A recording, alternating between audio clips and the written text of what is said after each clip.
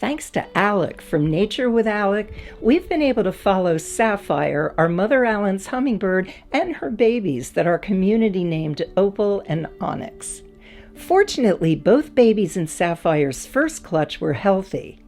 As they grew, they instinctively began stretching and flapping their wings to build muscle strength and coordination for their first flight.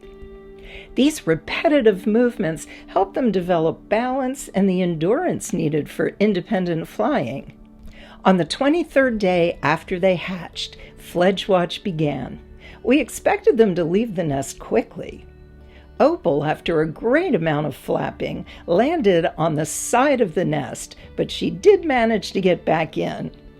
She probably thought that the adventure was enough for today. The next morning, both of them were energetic, but Opal was the one who showed us her acrobatic skills. She flew across Onyx and then landed on the wire near the nest. This nest was not big enough for the both of them anymore. They fit better when Onyx let her sibling stay on her back like this. In the afternoon, after a little fight on the edge of the nest, they decided to remain for another night. Then, 25 days after hatching, Opal felt that it was time to explore the world beyond the nest. Her first stop was the nearest light bulb. Then finally, Opal left the nest and the wire behind for the first time.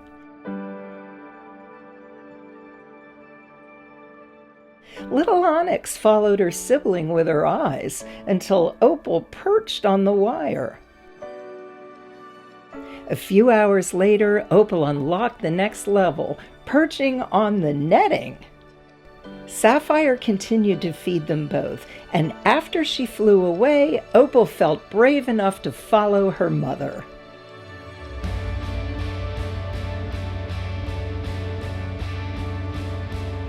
Onyx was now alone in the nest, but about 20 minutes later, Opal showed up on the wire outside and then flew back into the nest. Then suddenly, out of nowhere, a white-breasted nuthatch appeared. Sapphire immediately scared it away. Watch in slow motion how Sapphire fearlessly protects her babies from the intruder. The next morning, Opal went on another adventure on the wires and then flew out. Sapphire fed Onyx, but Opal was nowhere to be seen for nearly 4 hours.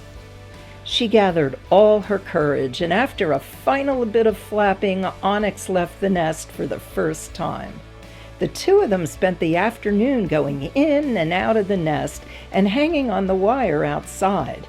But Onyx spent the night in the nest and Opal stayed close by on the wire.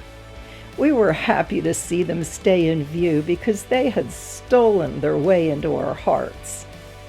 On the 27th day, Sapphire's patience was running out.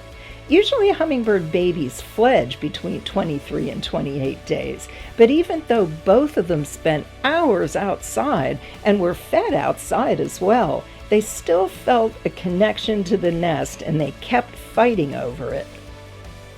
The nest, Sapphire's masterpiece, was now flattened. Perhaps that's why there was enough room for both of them to snuggle next to each other all night in the nest. The 28th day followed a similar pattern to the previous days. They spent all day in and out of the nest and even underneath it.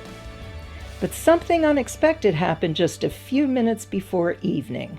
After Sapphire fed them, Opal left the nest, and shortly after, Onyx followed her. The nest and the perch on the wire remained empty for the night. The kids had finally fledged. But guess what happened the next morning? They returned to the nest for breakfast. Sapphire kept feeding them there, but she also began her nestorations.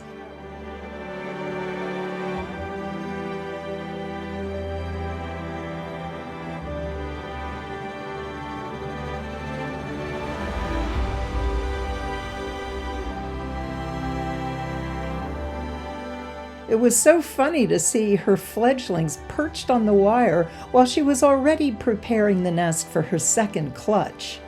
Sapphire will continue to care for Opal and Onyx, but their nest will soon be home to some new eggs. We wish them all the best.